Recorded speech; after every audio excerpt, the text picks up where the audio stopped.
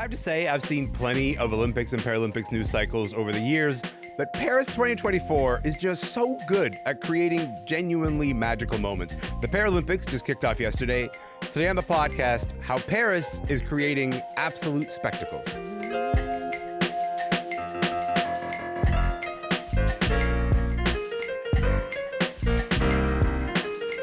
I'm Elamin Abdelmahmoud. This is Commotion.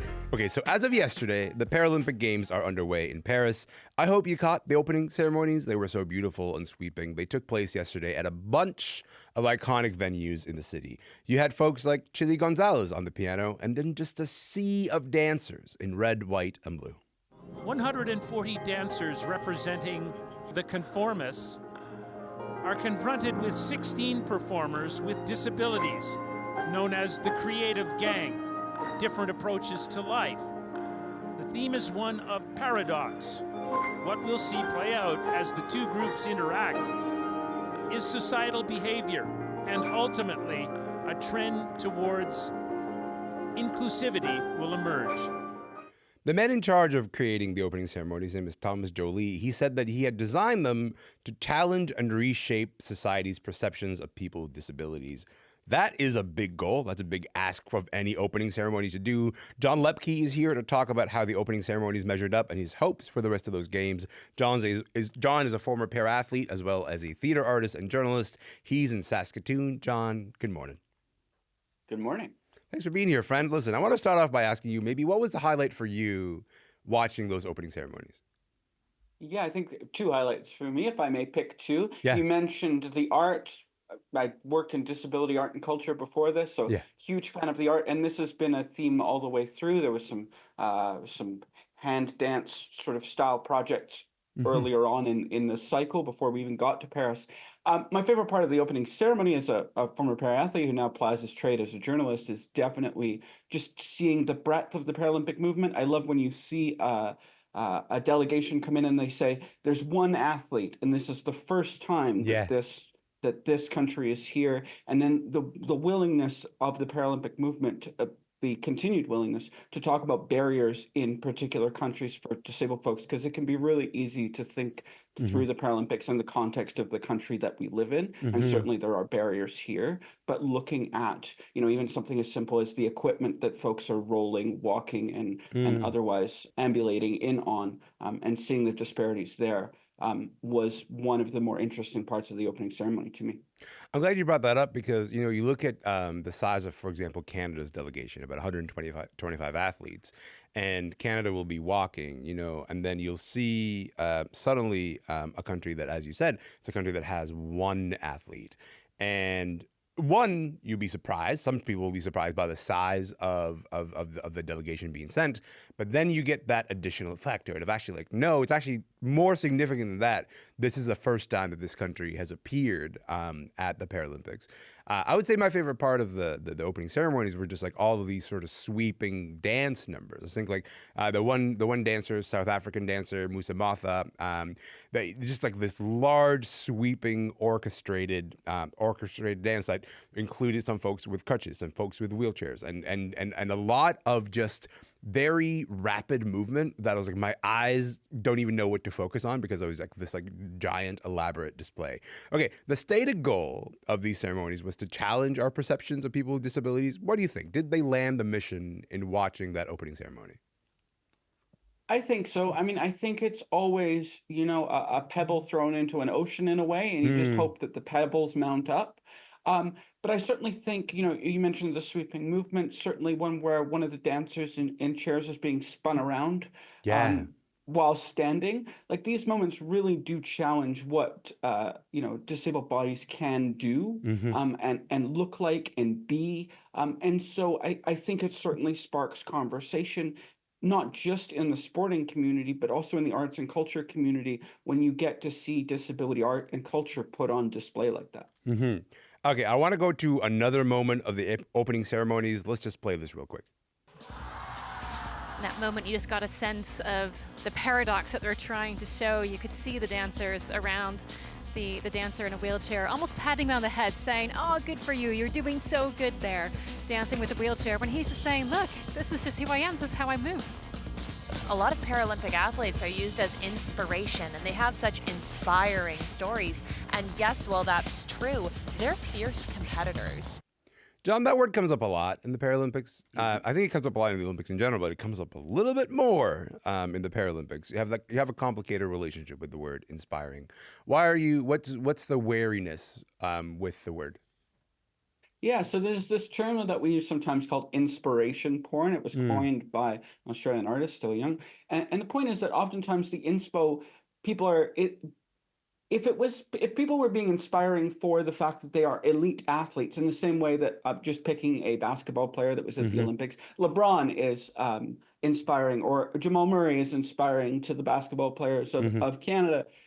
That's one thing. But it's when the inspo turns into, oh, these athletes are so inspiring because they got out of bed, or they're so inspiring because they, another key phrase, they overcame these barriers. And, it's sometimes when we talk about inspiration in the context of disability, it can feel like we're talking about some kind of transcendent moment, when really we're talking about athletes being elite at their sport. And that's not to say that they don't have barriers to get there, and those stories are interesting. But when they dominate, then we lose what is happening with the actual athletics a lot of the time. I was going to say, John, you have like a particularly unique perspective on this because you're a para-athlete, but also you're now a journalist. And so there's this world where when you were an athlete, how did you want journalists, so the thing that you do now, how did you want people to sort of write and talk about the work that you did as a para-athlete? Yeah, so for context, I got to go to 2 Canada Games in wheelchair basketball. I always joke that I got to go to a bunch of cool stuff, but never anything super important. And I don't know if my athletic accomplishments were considered inspirational. I think I made them look very, very difficult in a number of ways. I wasn't the top player, but I played with some people who are at the games now. Yeah. What I will say is that, when you get to conversations about inspiring, I didn't mind being called inspiring by other disabled folks, because I knew where that was coming from. That's like, I want to come to this level, and these are the words that I have for it, as opposed to, somebody walking down the street going, oh, that's nice, right? The head patting, what we often, and I have gotten this plenty of times, the sort of random people coming up to you in the street and saying, if I had the experiences that you would, I wouldn't be able to get out of bed. Yeah. You go, well, that's a topic for a therapist or some kind of mental health professional, not a random wheelchair user in the street. Okay, so based on that, I want to talk a little bit about, where the Paralympics just started. You've got, a couple weeks of people watching the Paralympics. How would you like journalists and people who cover the Paralympics to talk about the games as they watch them? I'd like folks to talk about the games as an elite sporting environment, and then figure out how disability intersects with that. So, for example, we've seen pieces, including from CBC Sports, about classification. That's the events that people are in, the categories. Some folks compare them to weight classes in a way, so that people, the idea in the ideal is that athletes are in their divisions with people with the same amount of disability, same amount of, the word they often use is impairment. Classification is a really interesting topic that we need to talk about. Then how can we, it's a funny word to use in this context, but how can we integrate that into coverage? How can we think about what the local context is of disabled athletes when they're here at home? How can we get beyond the so-and-so is a Paralympian because they are really good at the sport, but we lead with was in a car crash or whatever. I want us to think about the sporting accomplishment first, not that the disability can't come in, it's going to naturally. And then from a purely sort of technical perspective, actually asking the athlete something like, do you prefer person first or identity first language? How do you see yourself within the broader disability rights movement if that's where an interview goes? Really, like we see with the Olympics, connecting social change to sport, because that's the stated goal of the Paralympics. I should clarify for people the idea of person first or ability first, like the idea of like a person with disabilities versus disabled person. Different people have different preferences when it comes to that. John, I want to give you maybe just like last 30 seconds to tell us 3 sports that you're like, these are the sports you got to watch for accomplishment. Sure. Yeah. So the 3 sports that I would pick out: wheelchair rugby, Canadian heritage sport, created in Manitoba in the 1970s. We love a homegrown product. Nice. And then I love looking at the sports that don't necessarily have a really easy comparison to Olympic sports or stand-up sports or non-disabled sports, able-bodied sports, whatever term we want to use. Yeah. Those would be bocce and goalball. Mm-hmm. Love seeing those sports. Canada dominating France this morning in the goalball. John, I'm going to sit with the idea of the poverty of language. We don't really have a very broad variety of language to talk about the Paralympics, and I'm going to sit a little bit with that. But I really appreciate your time. Thank you for being here. This has been a delight. Thank you so much. Thank you for having me. Yes, of course. John Loeppky is a former para-athlete and current journalist living in Saskatoon. You can catch the Paralympic Games live on CBC Gem until September 8th. You can also check out the CBC's dedicated Paris 2024 website.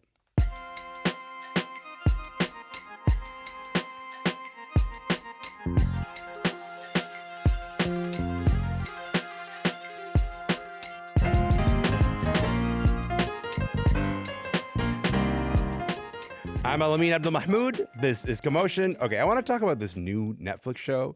It just hit the platform yesterday. It is called Worst Ex Ever. It's this follow-up to the true crime docu-series Worst Roommate Ever. Why don't I play you a bit of the trailer first, actually?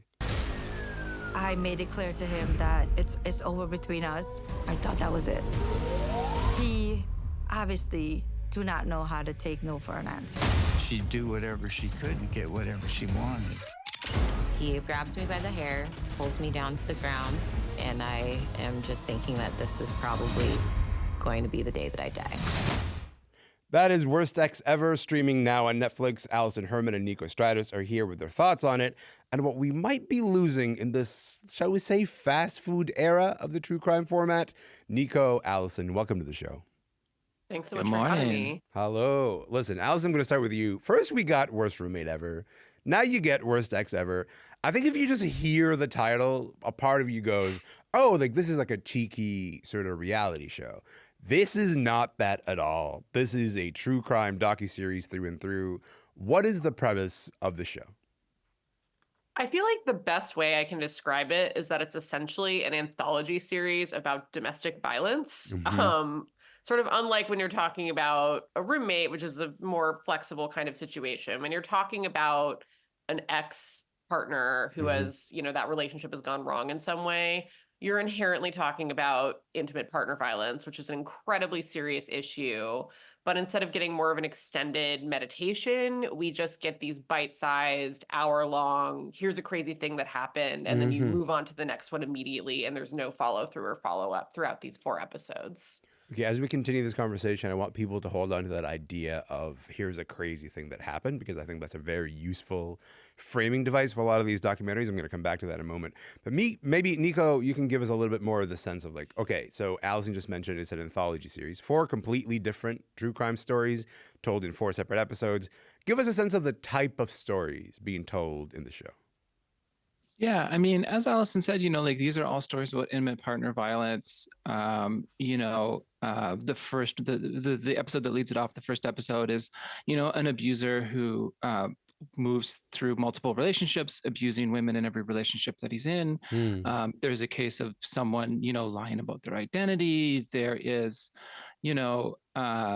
we see a male as a victim of intimate partner violence, which is uncommon in these sort of anthology series, and was at least interesting to see that was presented as, because this is a real, situation that happens. And, it's a lot of this sort of thing, right? Like these stories that we almost come to expect with this kind of series is that sort of intimate partner violence between, married couples or people that have been dating or that are intertwined their lives in some way. Alison, there's a certain, I think, stylistic approach. There's certain markers that we're used to seeing with a lot of these sort of docucrime shows. Like there's like the dark sort of moody lighting. There's like the tone of the background music. Use of the animation of actors to reenact certain incidents.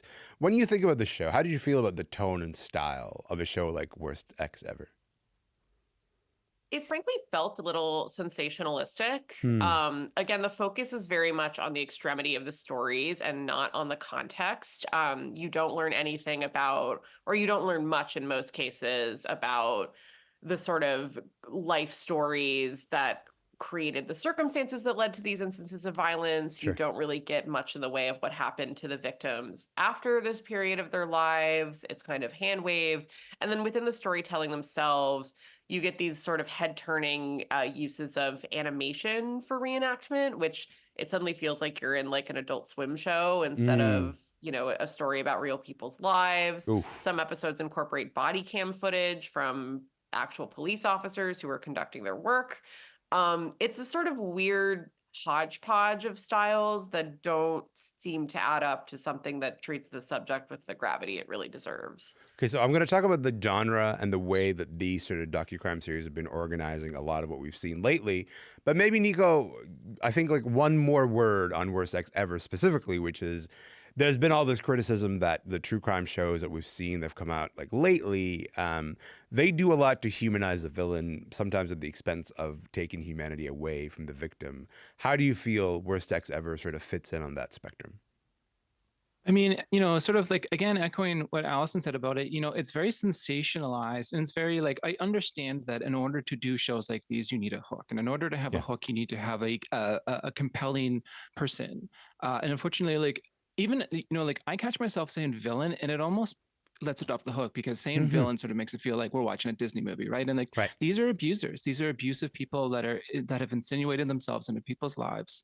And, like those people, they are treated, very compelling. When I look at people's reaction to this, all of them are looking up, these abusive people to see what happened to them and where did they go. And it's like, I think we're losing something there in that, there are very real victims here. Some of them are still alive and some of them are not, that are sort of only portrayed as victims, whether that's through, the talking head segments, or whether we sometimes see them in the body cam footage, which is really jarring when it's right next to pretty poorly done animation, where it's just like, we're moving through these styles, and, it just sort of feels like they're just the victims and they're just there to move the story forward. The story being about these abusive people, the quote unquote worst ex ever. And like, it's here's a crazy thing that happened. And, like we're sort of the thread tying it all through together as these compelling abusers. Alison, my anxiety is this. As we sort of see the sort of this giant influx of these shows, and they keep coming out, and they come out so fast, it's kind of like hard to even keep up with all of them. I think we all know like the best in class. Like to me, like the HBO's The Jinx is like some of the, is like the best in class when it comes to these things. But then there's a lot of shows that are really quickly turned around. And when you watch the ones that are relatively quickly turned around, my anxiety is this. My anxiety is that these shows are using all the hallmarks of a genre that we know and love and have an authority relationship to, which is the genre of documentary, in order to do the thing that you said earlier, which is just say, here's a thing that happened. And no documentary has ever been, here's a thing that happened. But the thing that makes a documentary is that we take the thing and then we push it further and say, and that's what it says about us. That's what it says about right now. I worry about the risk, Alison, of like when you were turning around all these documentaries so quickly that we end up losing the thing that makes a documentary, which is to say it says something about us, and it instead becomes the thing that you said, which is here's a thing that happened. Isn't that something? I think that's a totally reasonable concern. I mean, to your point about speed, the first episode, the assault that is used as sort of the inciting incident happened in January of 2023, which means this was turned around in like essentially 18 months, which is mind-bogglingly fast in the world of documentaries, especially if they're juggling with these other cases. And in terms of the larger importance, you get these kind of half-hearted stings that are like, here's a domestic violence hotline, like if you need help, which doesn't really feel like it's the main thrust. And I think you can get a rewarding contrast from putting this in conversation with something like last year, HBO made a really remarkable docu-series called Last Call that was about a serial killer who was targeting gay men in the New York City area. And it placed it in the context of, AIDS panic and the NYPD's failures when it comes to queer victims of crime. And I think, when you're watching Worst Ex Ever, there are multiple stories, including really egregious miscarriages of justice, false imprisonment, arresting the assailee instead of the assailant. And it's kind of almost casual. It's like, oh, this anomalous thing that happened that made the story more exciting or more frustrating, but it's never expanded to the greater level of like, how does law enforcement treat victims of domestic violence, which is the true thrust here. And I felt that vacuum really acutely. Niko, before we started rolling, you were saying that this show gave you heart palpitations. I can only assume that's because it was degrading the quality of the documentary, and you were like, I can't stand by this anymore. Is that what happened?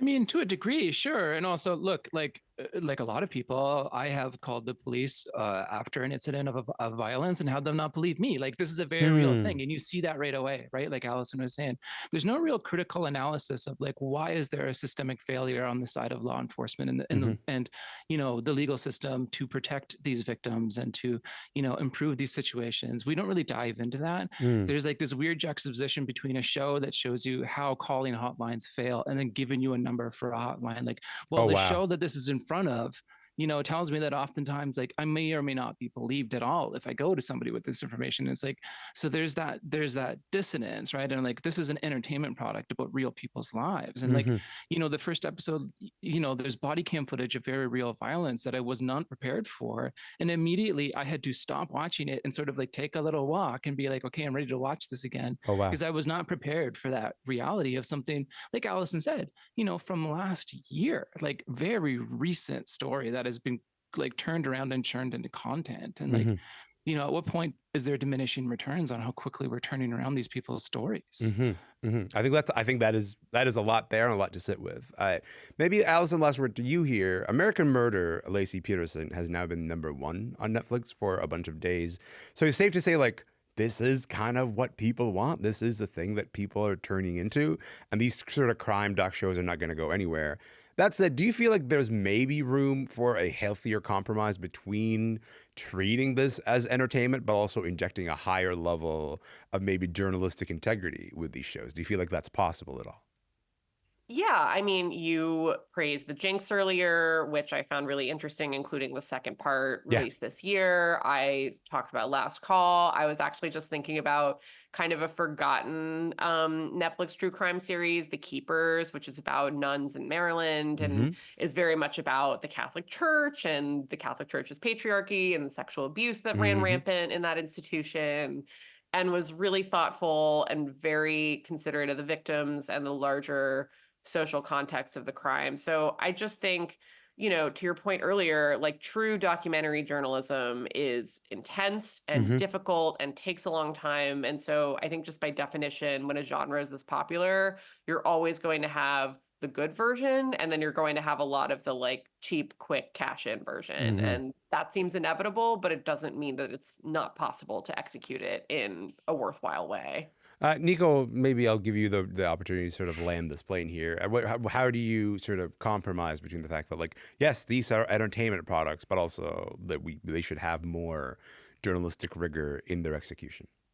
I mean, we've said multiple examples over the course of like chatting about this, but like there is instances of doing these shows in a way where you're actually like, you have a stated point of view beyond the entertainment, beyond the like wanting it to be like a viral sensation or whatever. Like, we can actually use these to have a conversation about these systemic issues, but that requires a bit of journalistic integrity that doesn't always feel like it's there more than it is like a sensational thing to get a headline for a week and a half. So like, it's finding that ability to tell these stories with a little bit more intent and desire to, actually like have a conversation about something very real and present and urgent for a lot of people. I think that the one example that comes to mind from Netflix that I can think of is, what was it? How to Catch a Murder? I can't remember what it was called, but it was this docu-series about how basically police very quickly framed this one person, and it became about the justice system and a larger indictment of the justice system. And I thought, this is sort of how you make, these documentaries in order to get us to think a little bit differently about how we've organized these systems. Niko, Alison, I got to leave it there, but I really appreciate your time. Thank you so much for being here. Thanks so much for having us. Of course. Niko Stratis is a culture critic who writes the newsletter Anxiety Shark. Alison Herman is a TV critic at Variety. You can catch, if you must, Worst Ex Ever streaming right now on Netflix. My name is Elamin Abdelmahmoud. This show is called Commotion, and we'll be back tomorrow. I'll see you then.